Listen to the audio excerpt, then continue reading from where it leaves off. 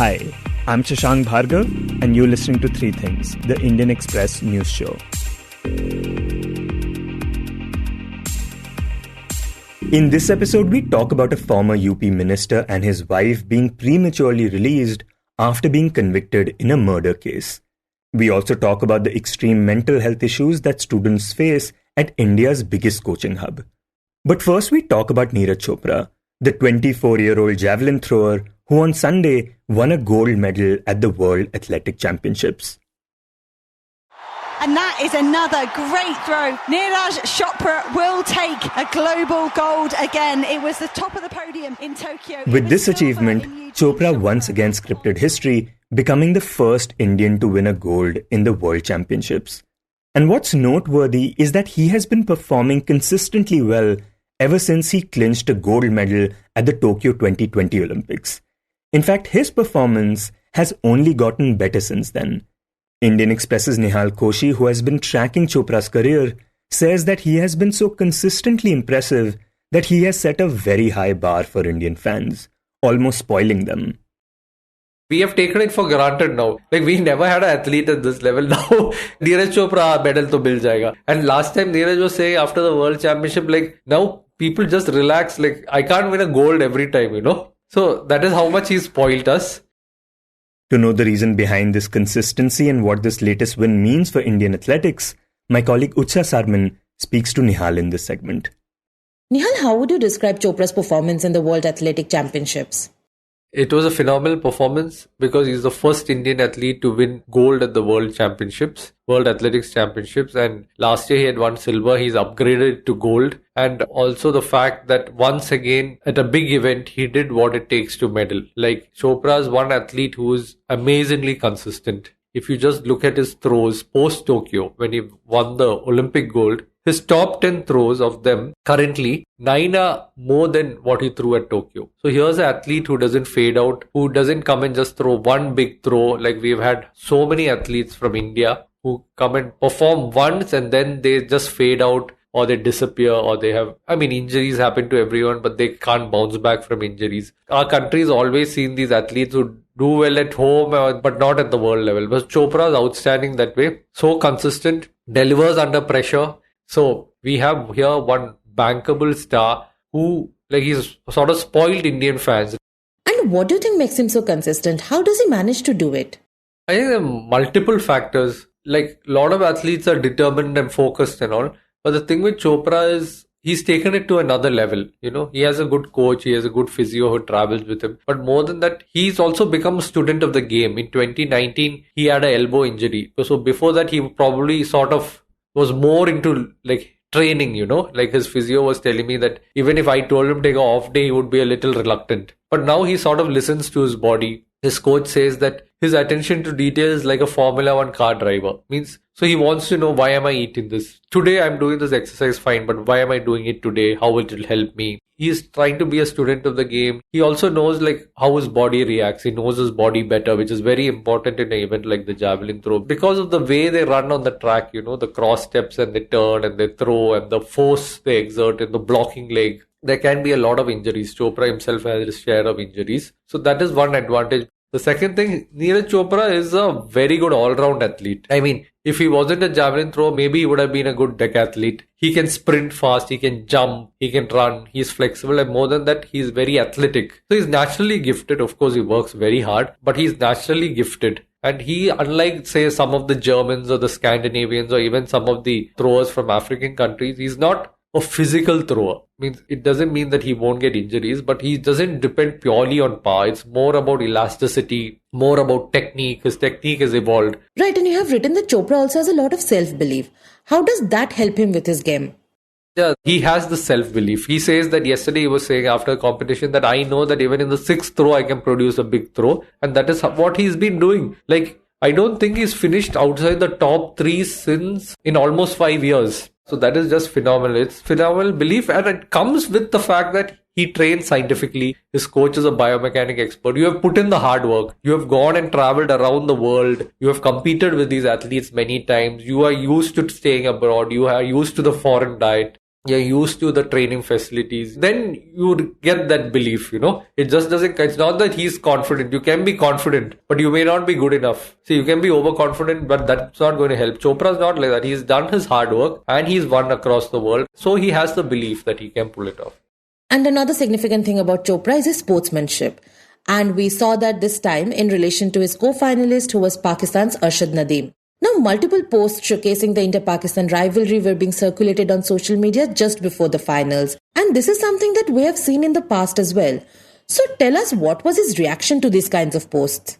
I think both of them, Neeraj Chopra and Arshad Nadeem, they have a lot of mutual respect. And I don't know if you can find a better word. It's a rivalry on that when it comes to javelin throw. But it's not that hyper shrill rivalry like you sort of see on social media when it comes to cricket or hockey. And see, most of it is from the fans. But of course, there is a rivalry. Players will say it's just another game, but there is a rivalry and they are competitive. But Neeraj and Arshad Nadeem have been very cordial. They respect each other. Like yesterday, Nadeem, for some reason, didn't have the Pakistan flag when the photo of the winners were being clicked. So Jacob Valdez had the Czech flag, Neeraj had the Indian flag. They were clicking. Nadeem was standing over. Neeraj said, "Come along." So Nadeem was standing next to the tricolour. They spoke to each other. Neeraj also said that what me and Nadeem were discussing was it's so good that India and Pakistan, throwers from India, Pakistan are now as good as the Europeans and we are challenging them, So it's a nice rivalry to see, It's not that edgy. There's no that bitterness. And that's how it should be at the highest level because see, to reach that level in athletics is very, very tough. Right, and Nihal, what does Neeraj Chopra's latest win mean for the future of athletics in India? So Chopra has instilled a lot of confidence in Indian athletes. So now they look up to him. They know that, okay, we have an athlete who's an Olympic champion and now a world champion. So that has really helped. If you talk to any of the young athletes, even like a Tejaswin Shankar, who's the high jump national record holder and who's moved to decathlon, or even Sri Shankar, who's a long jumper, or any of the other young athletes, there is this self-belief that Neeraj ne kiya hai, so we can also do it, And also when an athlete does well, the whole ecosystem works. Now Neeraj is doing well. So there is this push to ensure that track and field athletes go abroad. It's not that they never used to go abroad, but things get cleared faster. There are more foreign coaches keen on training Indian athletes because now this is where it's like the country which could be the future in athletics. So that has really rubbed off. So it's very positive for Indian athletics. We did well at last year's Commonwealth Games. At the Asian Games, we'll do very well because athletics is relatively easy in the Asian Games compared to the Commonwealth Games. But yeah, we should not get carried away because there's one Neeraj Chopra. It doesn't guarantee that at the next Olympics we'll get 4 medals. No, not at all. But there are a lot of young athletes who have a lot of potential. And if guided well with the right kind of support and if they can take a leaf out of Neeraj's book, we can medal soon. I mean, if not at the Paris Olympics, maybe at the next Olympics, we may have more medalists than Neeraj Chopra. Right, and what about Chopra himself? What's next for him? So next for him, the big event, of course, he's in the Diamond League, which is a series of events which happen. And then you gather points and then in the end, there's a Diamond League final. So last year, he was the Diamond League champion, which was also a huge thing. This year, he will target that. And he has the Asian Games. And of course, the Paris Olympics next year. So that is what is up for Chopra. And yesterday, he said he's still motivated. Like he's used the line saying there's no finish line for throwers. But let's see. I mean, I'm sure he's motivated, but he's won everything he has to win, So that will be a challenge for him. But knowing Chopra, I think it shouldn't be an issue.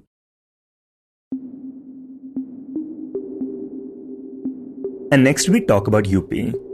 Last week, the Uttar Pradesh government ordered the premature release of the former state minister Amarmani Tripathi and his wife Madhumani, who had been serving life imprisonment in a murder case. The two of them had been convicted back in 2007 in the murder of Madhumita Shukla, a 26-year-old woman who was pregnant at the time. Now, Amarmani is actually a 4-time MLA and has been associated with all 4 major parties in the state: Congress, SP, BSP and BJP. In fact, he has even won an election while being in jail and still holds a lot of clout in eastern UP. And this is the reason why many believe that he has been released by the BJP in an effort to appease the Brahmin community ahead of the 2024 elections. To know more about this case, we speak to Indian Express's Asad Rehman, who reports on UP politics for the paper. Asad, tell us, what were Amarmani Tripathi, along with his wife Madhumani, convicted of? In 2003, there is a neighborhood in Lucknow called Paper Mill Colony. which is in the center of the city. And this was a high profile case and a very important case at that time, that this young woman who was a poet had been killed in an apartment in Paper Mill Colony. She was shot dead. And it was later found that then minister in the BSP government, Mr. Amarmani Tripathi, was in a relationship with this woman. And after the BSP government removed the minister from the party and the post, the investigation of the case by then Chief Minister Mayawati was handed over to the CBI. During the investigation, it was found that the woman who was killed was 7 months pregnant and that Tripathi was having a relationship with her. And it was found that there was a conspiracy hatched by Tripathi, his wife, and a few of his associates and accomplices to kill this woman. And when she was killed, the police had done a second postmortem and found that she was 7 months pregnant. The CBI had filed a charge sheet making the minister, his wife, and 4 of his associates as accused. So the trial concluded in 2007 and the CBI court held the couple, Amarmani Tripathi, Madhumani Tripathi, and a few of their associates as guilty for conspiring and hatching a conspiracy to kill the 24-year-old woman. Right, and they were then sentenced to life imprisonment, and in 2012, the Uttarakhand High Court upheld the conviction and sentence. And now both of them have spent some 16 years in prison. But what is the reason that despite being given a life sentence, they have been released now? So they've been released as a UP government scheme for releasing life imprisonment convicts, and a special request is sent to the governor, who has approved this request and has ordered their premature release from prison. And could you talk about what these 16 years were like for them and how much time they actually spent in prison? Initially, they were in an Uttarakhand prison, but they were transferred to the Gorakhpur district jail. And over there, for a long time, more than 10 years, they've spent at the BRD Medical College on various health grounds. Now, this has been questioned by Madhumita, who was murdered. Her sister has also questioned this, that the couple has made a mockery of the justice system and has spent most of their time at a hospital rather than in the actual prison. And their reason for spending this time at the hospital has been that they've been unwell, and that Mr. Amarmani Tripathi, who was the minister earlier, has some neurological disorder along with orthopedic issues and some other health ailments. And while the wife Madhumani has psychiatric issues and has hence been required to be kept at the hospital rather than the prison. And what kind of reactions have their premature release prompted? Politically, the reaction has been like the principal opposition party, the Samajwadi Party, has opposed this move, with their MP and Samajwadi Party President Akhilesh Yadav's wife Dimple Yadav giving a statement on the day of the release that this premature release has given a wrong message, and that the message being sent across to the women of the country is not something that should be done. And she's also equated the release to the Bilkis Bano case convicts being released on early remission by the state government in Gujarat. And what about people from his hometown and constituency? His constituency or his hometown is Notanwa in Maharajganj. Amarmani Tripathi was a very influential and a very strong Brahmin leader who has a background being a Bahubali or a mafia man, as you can say.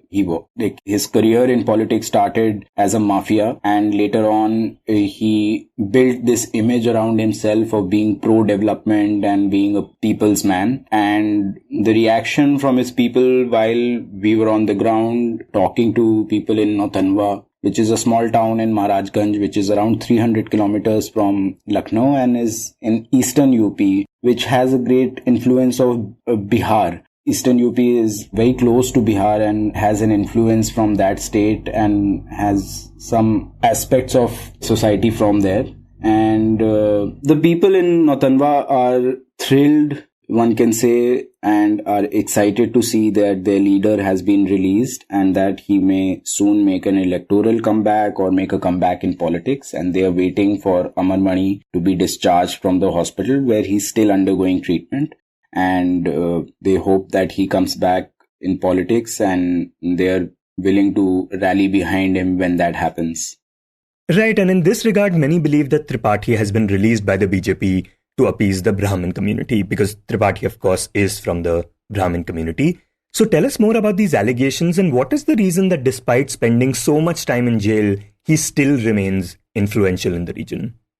Many in the opposition camp are seeing the move by the UP government to prematurely release them as one which is intended towards the appeasement of Brahmins. Now, the current BJP government at multiple times has been accused of being anti-Brahmin and has been accused of not giving enough power to the Brahmin community. And many in the opposition camp are seeing this as a move to appease the Brahmin community and to get them behind the BJP, and especially in Eastern UP, because Amarmani has his influence in Eastern UP, and many are seeing this as a move that is mostly intended towards the appeasement of the Brahmin community. Interestingly, Amarmani's son, who's a former MLA and who's also an accused in a murder case of his wife, Sara, and who's out on bail currently, spoke to the Indian Express and told us that he has no political relationship with Chief Minister Yogi Adityanath, but he has family type relationships, a relationship which is more family and personal with Chief Minister Yogi Adityanath, who's the CM of Uttar Pradesh.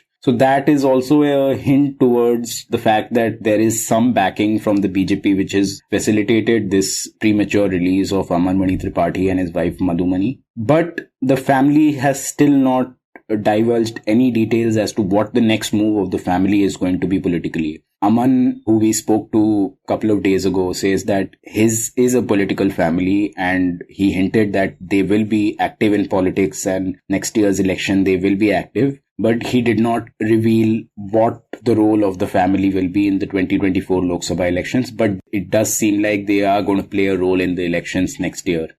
And Asad, could you also talk about what has been the reaction of the victim Madhumita's sister Nidhi Shukla to this release? Nidhi Shukla spoke to us and told us that she is completely against the release and that the couple has made a mockery of the judicial system by spending most of their time in the hospital. And now that they're going to be released, that she fears for her life and that she is against this. She also approached the Supreme Court pleading that their release should be stopped. But the Supreme Court so far has refused to intervene and has asked the Uttar Pradesh government to file a reply on the issues raised by Nidhi in the Supreme Court. So that will happen in the next week or so, in the next 10-15 days or so.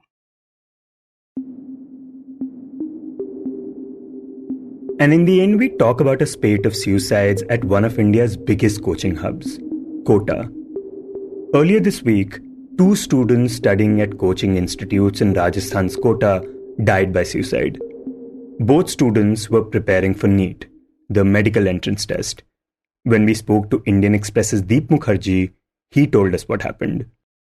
So on August 27, which is Sunday, there were tests scheduled by coaching centers in Kota. So 2 students died on the same day, and the first student, who was a resident of Maharashtra and was living in Kota with his grandparents, jumped off from the 6th floor of his coaching institute and died. And then on the same day, another student, an 18-year-old student from Bihar, he hung himself from a ceiling fan in the room where he was staying.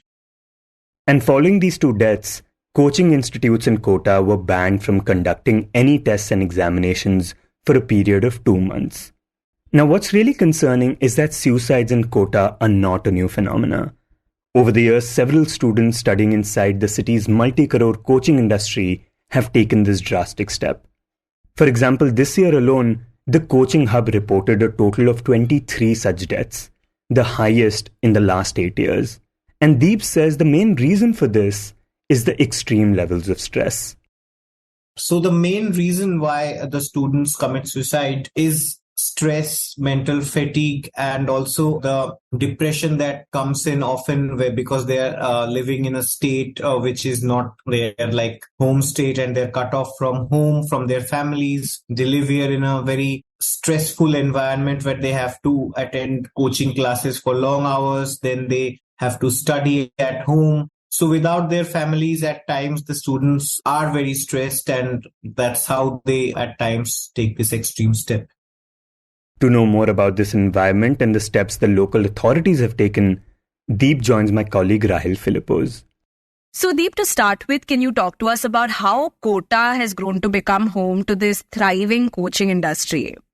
Yeah, so Kota is the country's premier coaching destination at the moment for IIT, JEE and NEET, engineering and medical entrance tests. And it has been like this since the early 90s when the coaching industry in Kota kicked off. And it was started by the late V.K. Bansal, who set up Bansal coaching classes in the early 90s. And throughout the 90s and then thereafter the 2000s, the coaching industry in Kota saw a huge boom, which resulted in students from all across India coming to Kota to prepare for these exams. The students would stay in Kota at times for 2 years, 3 years or 4 years. At the moment, there are students who come to Kota as young as when they are in class 9 and they regularly go to coaching centers to prepare for these exams. So as a result, what has happened is that the city's economy has seen a huge growth, and it revolves around this coaching industry, which officials value at around rupees 10,000 to 12,000 crore.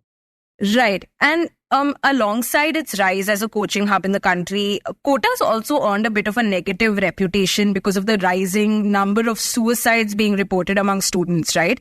Could you talk to us about that side of things?